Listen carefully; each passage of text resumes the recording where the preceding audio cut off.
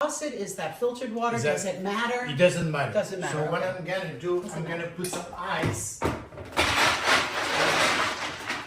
because it's important for the water to be cold. Cold. Okay. Right? And why is that? Because it's gonna give Crispy. it's gonna give it crispy. Okay. And it's gonna put the lettuce life in back in life. Yeah. Hi you guys, welcome back to our show, and today we're gonna do a special recipe, butter lettuce salad with Dijon mustard vinaigrette with my dear friend Antoinette. Hi Antoinette. Hello, my darling. How are you doing? You guys, hi everybody. I just wanted to say thank you so much for inviting me here and then for making this for me, because I talked about this a lot. I know you do. I know, right? That was the first night I met you. Yeah. And they put this salad, it was Lauren's birthday, and the salad landed in front of me and I was just like, this is gorgeous. And I knew that it was very simple, but I'm like, this looks like a piece of art. And then I started eating it and I'm like, this looks just like a lettuce leaf. How does this taste this way? And you were saying it's like the easiest thing to do, so I'm very excited. That's why you're here. Yeah. Because I want to show you how to make it. Okay, good. It's I gonna be want to so learn. simple, and this is something you're gonna be able to do when you be back home. Okay. Right? Okay. All right. Okay. So let me talk to you about the lettuce. The lettuce. Lettuce. Okay. Because in America, most of the people, they don't know how to taking care of that. Right. Because it's the Myself mystery. included. It's in the plastic like this. Right. When do you cut it? Yes. So this time I want to show you how to cut it. How to cut it. So I have a bowl like this with water. Okay. So what Now, I is do, that water from the faucet? Is that filtered water? Does it matter? It doesn't matter. Doesn't matter, So what okay. I'm gonna do, I'm gonna put some ice because it's important for the water to be cold. Cold. Okay. Right? And why is that? Because it's gonna give Crispy. it's gonna give it crispy. Okay. And it's gonna put the lettuce life in back in life. I love that. It's gonna be crispy All right. like this. But I'm gonna show you how to make it first. This is a master doing what masters do. Yes, it's pretty simple. You take the lettuce like this. So I'm gonna want some water. And then you cut nicely the bottom of the lettuce like this. Okay. See that? Yeah. All right. You don't want, because it's expensive, you don't want to lose any Right. leaves. So, and then you wash it a little bit. And this is just called butter lettuce, but it's a growing lettuce, right? Yes. I love that. So I love that. this lettuce is, you have to be gentle with it because it's really, the leaves are really fragile. Oh, look at that. Okay, Beautiful. you cut it in the middle Uh-huh. like this, and you take off the leaf like this. See that? Yeah. That's Pretty beautiful. See? And in so many places, they give you only the heart of the lettuce, but it doesn't taste good like the big Because leaves. it's almost like not ripe. It's too sweet. Yeah. It's too sweet. And then you leave the salad. This is something you can do like an hour before you eat the salad. And you leave it there for an Yes. So that's what I did right there. Right, okay. Okay. So, and you can feel right away, touch the leaves. Oh, They're really yes. crispy already It's because crispy. it's cold. It's cold and crispy. That's why. And refreshing. That's why. So what we're gonna do? Okay, so I don't use that. But that's good to spin. Is Yeah. is that what This you is do? a spinner. It's a spinner. Yeah, Okay. it's really cool. All right, good. It's really It's cool. good to know. I don't have one myself. You should I just buy shake one it. because, yeah, I have. You can do No, that. this is the right way to You do it. can so do I'll buy that, one. or I can. If you're not the spinner, I can show you a The trick. technique. That's what I want to know. I I want to know the tricks to the trade. This is something my mom used to do all the time. You take this towel like this, You give it a little, like, you know, and you put a salad like this, right? like a baby after a shower. And you be really gentle Okay. with the leaf like this. Okay. And then you do that. Is that what's supposed to happen? It's supposed. No, it's not supposed to happen. Wait. Yes. So my mom used to do Yeah, that, that's what I right? see. So I'm gonna show you the trick. His mom. See, your moms. You, Yes. you were a little boy before you even knew you would be a chef. You watched that, which is Yes. amazing to me. And you move the salad like this. Look at how much water's coming out. Yes. That's See that? amazing. I love that. It's like, Shakwa shakwa. That's See what we that? say in Italian. Shakwa shakwa. and they, Look at that. Beautiful. but Look, I like dry. to. Yet I like to use spinner myself. It's better. Yeah. It's faster, and you Yeah. don't And break. it really takes the and water you, out. and you don't Right. break any. I'm the assistant. You don't break any leaves. Yeah, we don't want to do that. This is something you can buy online. Salad spinner, easy to do it. So what I do it twice because I want to make sure the leaves are dry. Okay? Totally. This is easy. This is fun, right? Yeah. Anyone fun, can do totally. it. But that's amazing. Anyone can That's do it. amazing because it is fun and you make it fun and it's also masterful. That's the It word is. of the day is masterful. Because the lettuce, most of the biggest. So why did you just put it back in there? Because you saw that I want to make really, sure. okay, I want to make really sure. I needs want be to make dry. sure they're dry. Okay. So it's gonna be dry. So Okay. now we're gonna talk about the vinaigrette, Okay. right? Yeah. Okay. Awesome. And this is called the Dijon vinaigrette. Dijon vinaigrette. This Okay. is the basic French vinaigrette. Any mom, anyone can do it. Make this And they recipe. do, They do right? it. They make This this is like recipe. a dish. Usually that the they Sunday recipe, a salad, Yeah. on lunch or do. Okay. And actually, Elizabeth, she learned that to make the recipe with my I got brother. it down. I love it. Okay, a little bit of salt. So, okay. Oh, a little bit of salt. Yes. Pepper. You like his little bit? But see, now, I don't mean to be like difficult, but when you go like that and you put salt in, you know how much you're putting in. I yeah. do everything big because I'm a big Italian girl. So I would probably put too much. So how many Yeah, is you that? can. You always can add more salt. if Okay, you so want to. start air Yeah. on the side But of it's less. really good to starting with the salt because with the vinegar, Yeah, the salt goes away. It dissolves the salt. got it. It's better to add the salt from the beginning. Okay, so almost equal parts Yes. salt to pepper. No, I No. think it's like He's like, no, For you, one- no, for- you idiot. for 1 spoon. For 1 spoon of salt, you put 2 spoons of Pepper. Good to know. All right. Great. And then you see the white wine vinegar. Red wine vinegar. White Red wine vinegar. Okay. Okay. I like that. This is so good. All right. So I put like let's say, Okay, so how much of that? let's say 3 spoons. 3 tablespoons. 3 tablespoons. Okay. Yes. Okay. Like this. And then is the shea vinegar. Sherry vinegar. Shea vinegar. 1 spoon of shea I vinegar. can smell that from here. Wow. Very strong, right? Yeah. And you can see. Look at that. It You looks don't, like the you color don't, of you blood. don't, you don't see Beautiful. you don't see the salt anymore. That's right. Okay. Okay. And then we're gonna add the mustard, Dijon mustard. 2 tablespoons. 2 tablespoons, yeah, to start. And then you mix with a fork, not with a spoon. With a fork. With the Yeah, fork, so it's like like a this. See that? whisk. Yeah. So because the mustard goes with it's mixed with a vinegar. If you use the spoon, it's not the same. Right. And then what we're gonna do is This the is- peanut oil. Peanut oil. Peanut oil. Yes. Wow. Interesting. Welcome to Antoinette and Friends, you guys.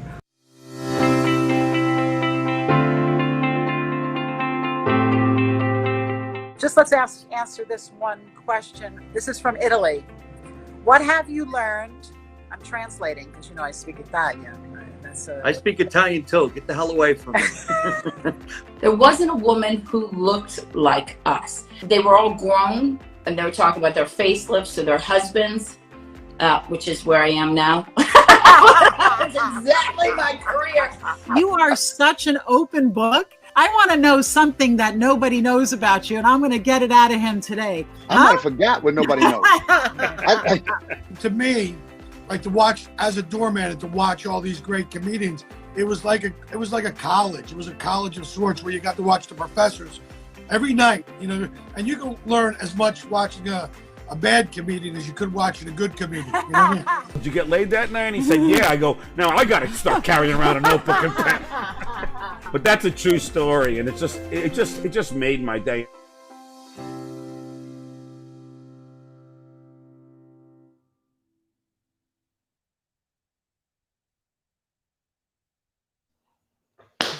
Welcome to Antoinette and Friends, you guys. I'm jumping out of my skin today. We have been waiting to do this interview with Chef Gilles Epier for so very long. I first met Elizabeth Notoli Epier. This is Chef Gilles Epier's wife. I met her first when she walked into my birthday party carrying 3 quiches. And basically, we were taste testing these quiches all day long. It was during COVID, and Lauren was hosting my birthday party. We had staggered people. And I was basically taste testing these quiches the whole time.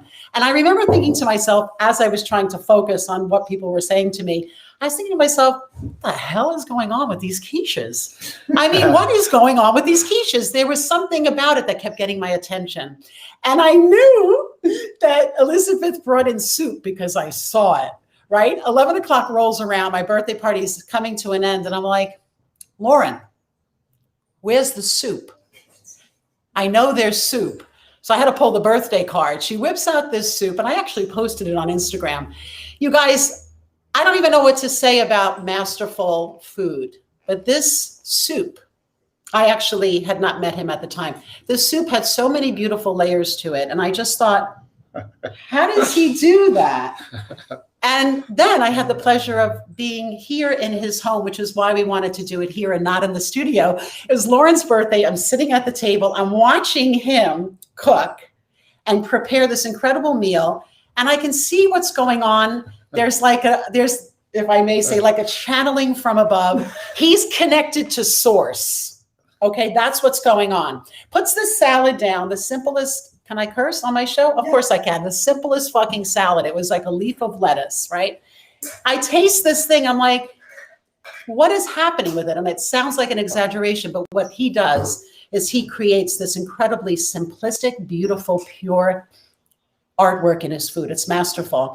And I actually said to him, can I take leftover salad? Which he looked at me like crazy fucking American wants to take salad home. Anyway, without further ado, I want to introduce Antoinette and Friends audience and the world at large who don't already know him, Chef Gilles Epier. I'm so happy to have you on my show. I'm good. Thank you for having me on the show. We're so happy to have you. So I wanted to ask you, Chef Gilles Epier is the youngest chef to ever win a Michelin star. He was 22 when that happened. So one must imagine that at 22 years old, you must have had a lot of time to prepare for that. Well, first of all, it was we're talking to the camera. It was a long time ago. So yeah. Well, when you're 22 years old, we really realize what's going on. Right. And something everyone has to know, long time ago is that when I was young, the Michelin was only in France and in Belgium at this time. It was only, I think, something like maybe 9 or 11 3 Michelin stars, around the world. Wow. It was 45 one Michelin star. Uh-huh. So the impact of getting a Michelin star at that age, at this time, was so much bigger than it is right now. Even because we didn't have the social media, and it was only on your newspaper, magazine, and Was it a surprise to you when that was- happened? Yeah, I didn't realize what was going on because I got a fax in my office. I was getting fax and fax. I said, who sent me fax? What the hell is happening? The fax machine was not working well enough. So I look at, I said, congratulations, blah, blah, blah, on the Michelin star. So I realized what was going on. Yeah. But, the now it's different, they Yeah. Michelin's all over the world, which it doesn't take away the value of it. No, But- it does not at but- all. And you still but- hold the record for the youngest Michelin star to ever get the Michelin star. You started at 14 years old. So anybody who follows Antoinette and Friends knows that I really am always fascinated with the moment you, as a child, as an adolescent, or as a young adult, when you knew this is what I'm doing.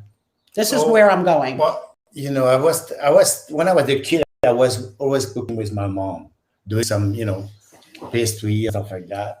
And then, she, I was not a really good student at school, so The masters always never are I good always students in knew- school. I always knew I was, one day being a chef. So You knew that. I knew that from long time. And did your mother notice that in you? And is that No, why she did that with you? No, really, because my parents they were not involved about the food industry. They had no idea what was going But on. they were involved in feeding you well. That's right. That's exactly what it is. Okay, I come from And that then, as well. When you have a mother that feeds you well, then you have a love for, and you understand what's involved with food and how it's prepared. Okay, so tell me, what is your first memory of knowing that there was magic in food?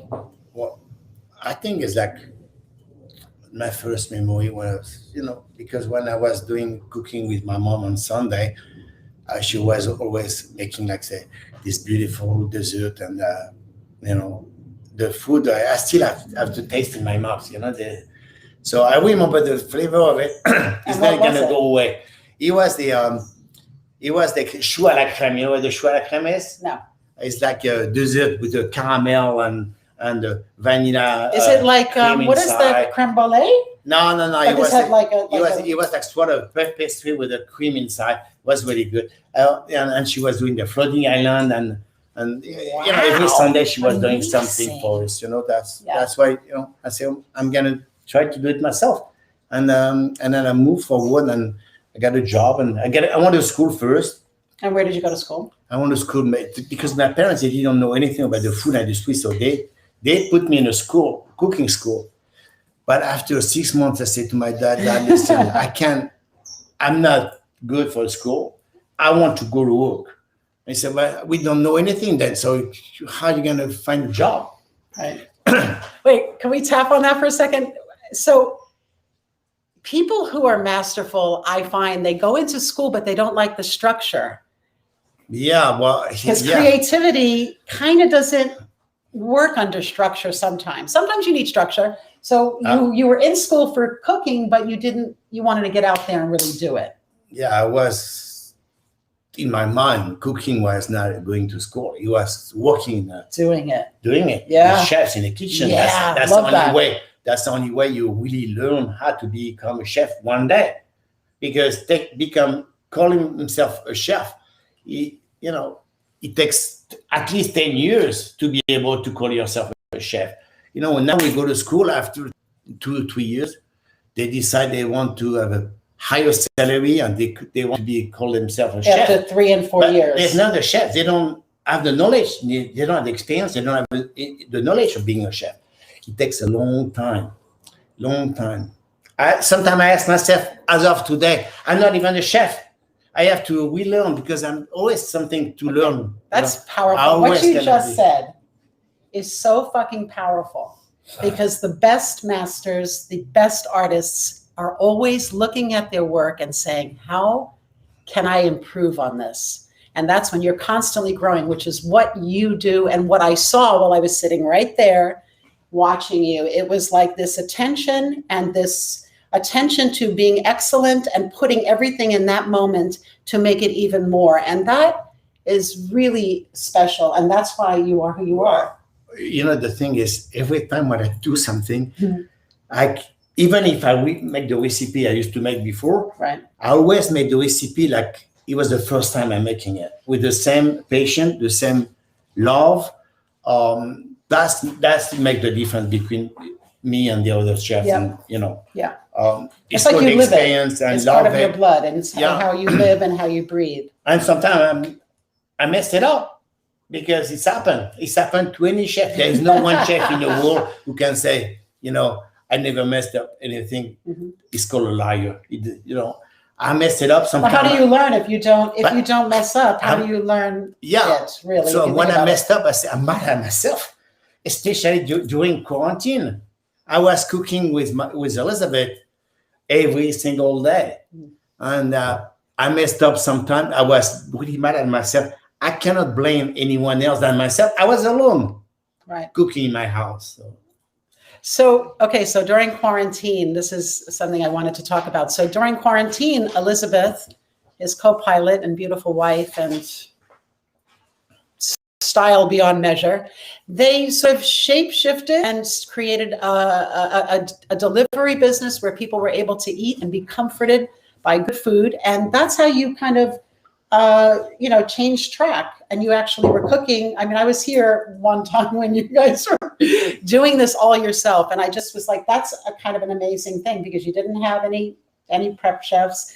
You did it all by yourself. And I know it was really challenging. But at the end of this, where are you going starting tomorrow? This is the last opportunity for us to get this incredible interview, because tomorrow they leave and you move basically Yeah, to we're gonna move. We're gonna move soon to Hawaii.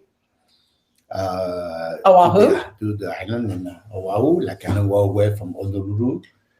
And The North Shore. North Shores, yeah. Can you tell us the resort? It's called Turtle Bay Resort.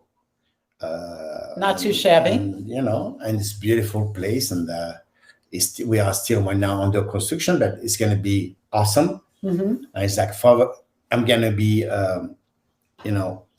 responsible for all of the food in the hotel. It's a beautiful resort. We have like 500 rooms, 2 swimming pool, 5 restaurants, Wow. 3 helicopters, 2 Amazing. golf courses. We're gonna have 40 horses. It's right on the beach, and it's pretty awesome. Yeah. It's pretty awesome. Amazing. Yeah, Amazing. and we're moving soon, so good. So tomorrow morning they leave for this incredible endeavor. I actually wanted to talk a little bit more about when you, the moment you realized that you were a better cook than your mother, because you do have that moment where you go, wow, I've actually surpassed the woman who inspired me. I know you don't want to say that, but actually it has to be true at a certain point. It's hard to expand that, but I always, sometimes when she cooks, I'm really surprised when she cooks something awesome, and but I say, no, this is not the way you're supposed to do it. But your food's good. How does she take to that? And she's mad at me, but Elizabeth, she was always say, okay, your ratatouille, Nani, your ratatouille is better than Jill's ratatouille. Because Elizabeth, she's always the daughter. She's always gonna be on my mom's side. So, she's a great chef, and what I'm doing is different. I know it's not the home cooking, It's home And cooking. talk about that. In what way is the cuisine that you are creating now and cooking now different than the cuisine you grew up with? But the cuisine, everything's moving, and the cuisine is never stop to be like classic cuisine. It's moving forward all the time because the world's moving forward. Mm-hmm. So we have to adapt the recipes. We have to adapt ourselves to the clients, to where we are, the season, and there's so many different types of palettes and also dietary restrictions. So living in Los Angeles, we have, if you ever see anybody order a meal in Los Angeles, there's a lot of people who are super aware of what they eat, and they can have this, they can have that. And it's, it's complicated for waiters in restaurants. But how have you had to adapt to the cuisine here in Los Angeles? Well, I was in LA before, so I know it. When I moved back to LA from Paris, I knew what I was expecting. Tell me though, because I want to know what that is. Well, I knew what I was expecting from the people in LA. So they people. Is that annoying? No, it's not. No. Okay. I got So lucky. it's not I was annoying. really lucky because I was working at this beautiful hotel in Beverly Hills called Montage, Oh, which is not existing anymore. right. And the clientele I was dealing with was probably the most awesome clientele everyone can dream of. And why? Like movie stars, rock Right. stars, Oh, right. Okay. High profile. yeah, basketball players, Mm-hmm. and celebrities all the time. When we had every single night, we had probably like 4 or 5 tables with famous people. Every people, the famous, not famous on Instagram, the real deal. I'm talking like real names. I actually was sitting at the bar and I actually met Kobe Bryant Yeah, sitting at the bar, and he was magnificent. And it was just like, it's like everybody's Yeah. sort So of there that and at that bar. What is the difference, or is there a difference between being a chef in a French or Parisian restaurant than being in an American restaurant? And what would be the difference? Okay, the difference are based on the ingredients. In France, we have the perfect ingredients all the time, and French people, they are following the season all the time. In America, they're starting to understand that, but like for example, in France, you cannot find the asparagus in September, October. Right. It doesn't exist. In America, So you, as the owner of a French restaurant, which you've owned, you create your menu based on what's available to you. Yeah. I mean, I know that sounds that's so the way obvious. it's supposed to be, I know. right? That- It's like, I mean, that's so obvious. the way it's And that's how it supposed is to in be. Europe, but it's not we, here. We don't eat strawberry genuinely in France. You can find them anyway, Uh-huh. or if you buy strawberry in January, if you find some, They people, look like strawberries, they- but they don't taste like no, but strawberries. people are gonna say, "What's going on with you? Are you out of your mind or something like Oh, that?" interesting. So in America, you have to be able to please everyone. You can't say no to people. So that's part of the business, and the variety of the fishes and crustacean and seafood in Europe, it's so much bigger than what you can find in America, because that's part of the ocean. Even if the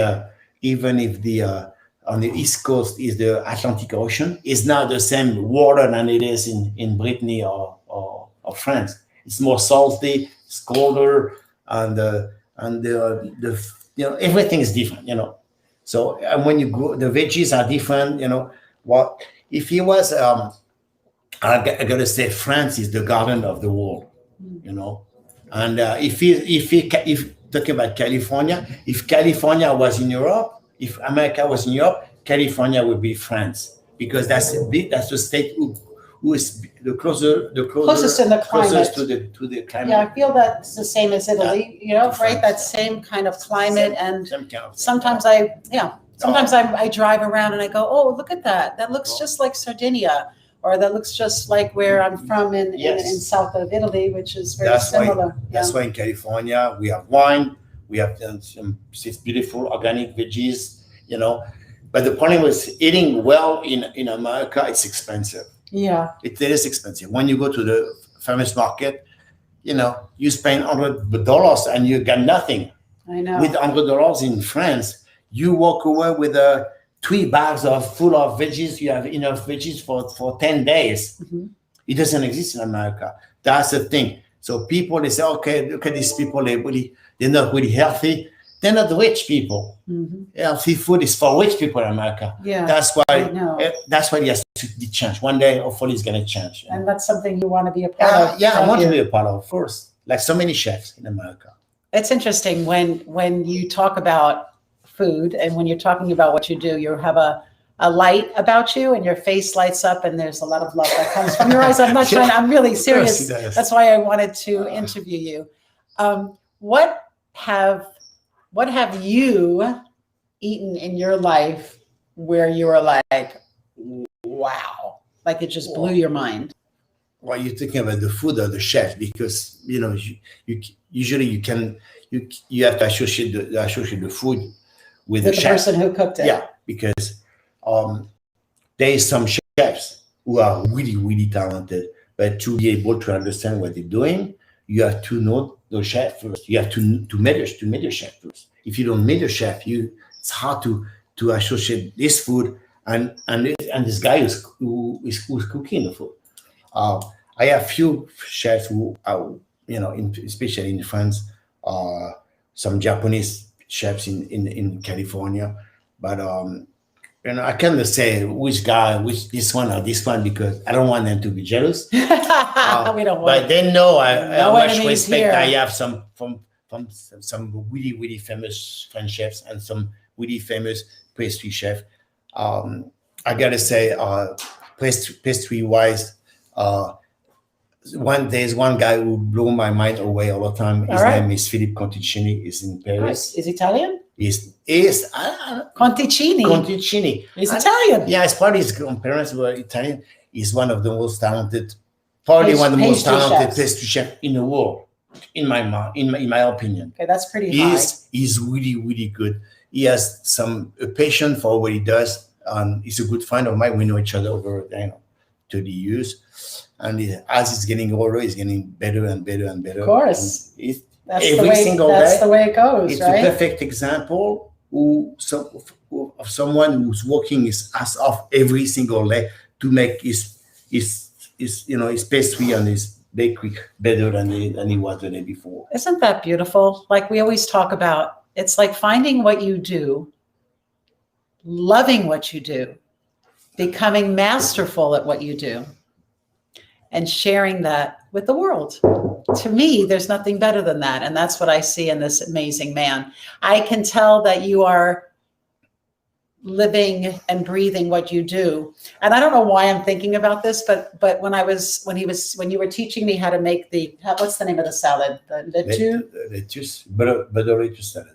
The butter lettuce? Yeah, the butter lettuce. Yeah. With the Dijon vinaigrette. So as he was preparing it, he was saying to me that the temperature, this all sounds very simple to people who cook and are chefs but the temperature with which the water was when he was actually washing the salad made a difference in the texture of the salad. And that's the detail, that's the fine details that make something outstanding. And I always think about all the chefs in the world, and I think to myself, well, what do all of the chefs in the world, in your opinion, have in common? The best chefs, the greatest chefs. Oh, the love and the patience. And you know what? The best chef in the world, they never take shortcut, because so many chefs. What does that mean? Because sometimes it's easy to take, instead of put the salad, for example, in ice water, they say, okay, put the salad, let's make the salad right away. It's called taking a shortcut, in my mind, in my opinion. So I love that. The best chef, they always take the long way, because the only way you can have the best result when you cook is be patient and take the long way. It takes no shortcuts. If you take the shortcut, you're gonna mess it up. Yeah. And the chef that in common, patience and love and respect for the clients, and they always cook with love for the people. And respect for the food. And respect for the ingredients, of course. And you cannot cook you cannot be a great chef if you don't love people. And most of the chefs, they love people because that's the basic, I love that. Yeah. That's what I feel from you. And that's why I wanted to interview you, honestly. I wanted to also just say that if there are questions in the chat room, Lauren can let us know what you'd like to ask the chef. We only have a little bit of time left. And I want to be able to field those questions. Oh, we have one here. What food do you think most chefs get wrong? That's a good question. Okay. Thank you, Jessica, for asking that question. What food? Depends of the chef. It depends on what's food. I think, sometimes they can mess it up one dish, but it doesn't mean like they're going to sell it. They're going to stand to make the recipe again, because most of the chefs, until the recipe is going to be exactly the way they want it, they're going to throw it away and standing again and again and again. Right. That's why it's called patience and love what you do, I love that. Are you excited about what you're about to do? Like obviously I know it's a new job, but are you excited about this like new part of your life and the things that you hope to accomplish? Does this feel like, after you guys have really, during COVID, just really hit it hard and really shapeshifted, and now we're coming out of that, and now you're going off to Turtle Bay, which is incredible. Well, it's the new challenge, It's a new challenge, new life. I'm excited to meet, new people, be able to work with the new ingredients, and especially all of the from the ocean, because right there is like they have the most awesome fishes, the tuna, and blah, blah, blah. So, I'm excited because I have to adapt my menu as, the location. Yep. And you haven't created the menu yet. I did, but I have an executive sous chef who's going to be my assistant. He's Hawaiian. Oh. And it's going to help me, to find a way, the perfect ingredients to fit where you are and to feed myself. Yeah, it's going to be good. It's going to be so awesome. So you'll be working 7 days a week. Yeah, working is not a problem. Working was never a problem to me. 7 days a week. Not working is a problem. It's not a problem. Right. It's just like I just want to make sure everything's going to be organized and set up perfectly for Oh, I have no doubt in my mind that things will be perfectly organized. Not at all. I wanted to ask if there's anybody that wants to ask a question, and then I wanted just to ask you, one of the final questions. What is your absolute favorite thing to prepare? Okay. Like, you know what I mean? Like, Okay. is it the? You know what I think? I always think about what I love. That's a real question. People ask me this question all the time. I say, you know what? What I love my favorite thing is to prepare is the dish I'm gonna create tomorrow, because what I did yesterday or the day before, I already know, but I'm excited about what I'm gonna create tomorrow. Wow. That's what I'm excited about. I love that. I love that so much. We're getting a question, so we're trying to read handwriting. Favorite meal with your lovely, what is your favorite meal with your lovely wife, Elizabeth? What does she like you to make? She loves me to make anything. She loves food. That's the right answer. She's a foodie, and when I met Elizabeth, she didn't really know about food and cooking, but now she's a really great chef. She loves cooking. She can cook some awesome meals, and I see that spark when you talk about She loves cooking, and she loves the ingredients, and she loves doing something for me. And usually when she cooks, she goes. She says, "Okay, Gilles, just take some rest. I'm gonna do the dinner tonight." And she always cook the steak perfectly well, and pick up the white veggies, and she can cook some awesome pasta. Really? When it's time to cook pasta, she always wants to be in charge of the pasta. I say, let me do it. She said, no, I'm Italian. We have to do it. You don't know how to cook pasta. Oh my God. She's awesome. She make great pasta. And which kind of pasta? Anything. But I make the bolognese sauce. She cooked the you pasta. Know what? I have make to tell the you, bolognese I've sauce. had your bolognese. Okay. And wow. It is the real, because I grew up with bolognese in my house all the time. And I was like, oh, there's something, bolognese is made a lot of different ways. Yours was incredible. Lauren would bring it over to the house already ready to go. And it's absolutely fantastic. What does that say? Actually, you don't need a favorite Italian dish, but I want to also know what is the dish, the pasta dish that I'm looking at Elizabeth right now. What do you like to cook? Like he's saying you cook the best pasta. What is it that's the best pasta? Because pasta can be made a million different ways. What do you like to cook? Okay, so you want me to come and talk I would to you? love that. Oh, okay. Come in, Lizzie. Okay. It's a family affair. Hi, everyone. I thought I was going to be behind the scenes today, but apparently not. Apparently Okay. not. Which I'm totally fine with. Oops, I got to check out my gum. Sorry. So I love. He likes penne. Yeah. But I can do a really beautiful. How do we say it in Italian? Is it aglio olio? olio, So yeah, oil, with the oil, garlic. parsley and garlic. Garlic That's with- hard to do. Yeah, with the red chili peppers. Oh, Yeah, it's a good one. Yeah. It's very delicious. yeah. But he does, he loves it. I'm not good at cream sauces, but how often do we eat those carbonara sauces? We don't. But I always want them when I go somewhere. But my favorite Italian pasta that I wish I could actually make that I think is just divine is bucatini e matriciana. I'm a trichana. Yeah. That's a little bit of It's got pancetta. pancetta. Yeah. Yeah. mi You piace know what? molto. This is amazing to me. And I was hoping, I had asked Elizabeth if she would come on, and she's like, no, not today. But I'm really happy that you're on, because to watch the two of you together is so beautiful. The way you support each other. And I walked into this home, and it was for Lauren's birthday, and Lauren will step on before we go. But like, I was like, wow, what a beautiful home. What a beautiful vibe. What a Thank beautiful you. sense of style you have. Thank you. And the way the two of you are together is so beautiful, and it's so lovely, and it has a symmetry to it, and a love to it, and a support. And that is rare. And that Aw. comes from, listen, Thank they say behind every successful man is a very powerful woman. And I would say this is the case here, that there's such support and such love for Thank you. each other, that it's really beautiful. So thank you for having me in your home. Oh, anytime. Yeah, I really, the But thank love you that for comes ask- from these people is like, I just want to bathe in it. It's really beautiful. I'll let you guys get back, Yeah, but I love cooking for him. And you know, can I just say one quick thing? You can say a lot.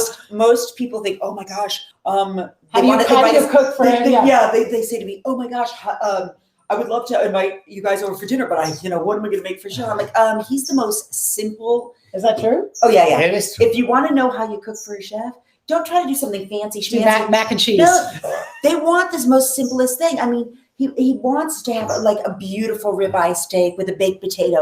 He wants to have like simple food. You just Cheese platter. That's nice. What do you say? A cheese platter. And a cheese platter. You We like love a our- good cheese we platter. who doesn't like a good cheese I love platter? a we cheese love platter. Yeah, I love a good cheese A platter. charcuterie cheese. That's Yeah, I'm gonna do one for you after love this. Oh, Mhm. Oh, hello. Lauren, come on in. The reason I know these two incredible people is because of Lauren's My girl. Lauren is what I call Lauren is the great connector. How do I get you both in the shot? Here we go. She's the She's great tall. connector, and I'm always enchanted with the people she brings into my sphere. She has a gravitational pull, like the planet Jupiter, very powerful. For brings Venus, beautiful. perhaps? For Venus, okay. I was thinking She's so Jupiter. beautiful. She's so beautiful. She's so Okay. beautiful. Let's give her Venus, Jupiter, Saturn rings, because she loves beautiful rings.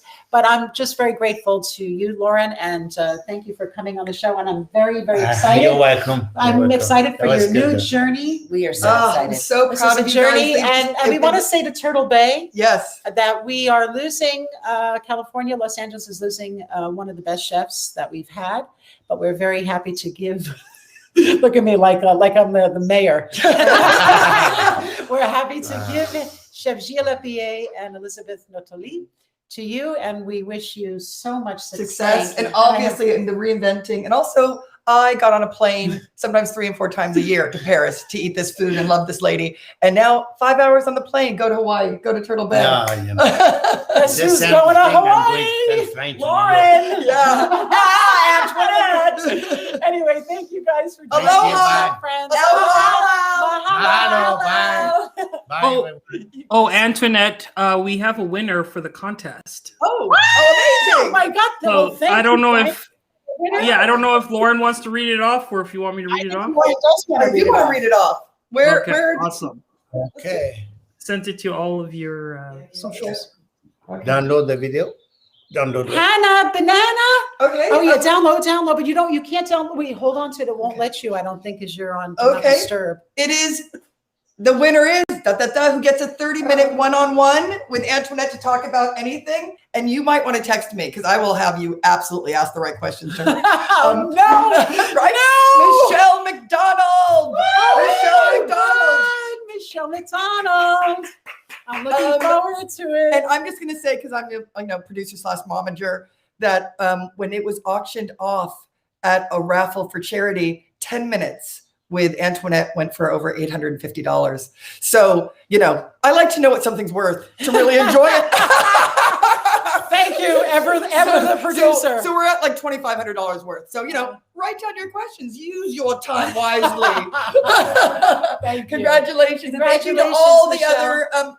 other contestant. What is it? Contestant nominees or the contestant people that The, tried? the contestants. Yeah, thank you. Thank you to all the contestants. We had who so did what we many. asked. We had very many. Thank you for all the engagement. Thank you for all the love. Thank you for always supporting me and my endeavors. And now so we're signing thankful off to you. because Gilles has to get on the phone and talk about menus. He's like, why are we doing this today? He's like, literally, when I walked in, he said, "How long? When are you going to be leaving?" Basically, is what he's saying. All right, we're leaving. Okay, but we get to eat before we leave. We do. That's why we did this whole thing, is to eat.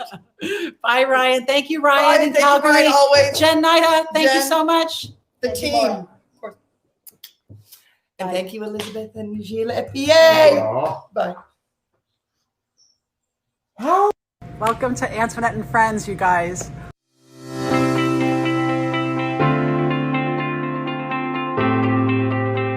Just let's answer this one question. This is from Italy. What have you learned? I'm translating because I speak Italian. I speak Italian too. Get the hell away from me.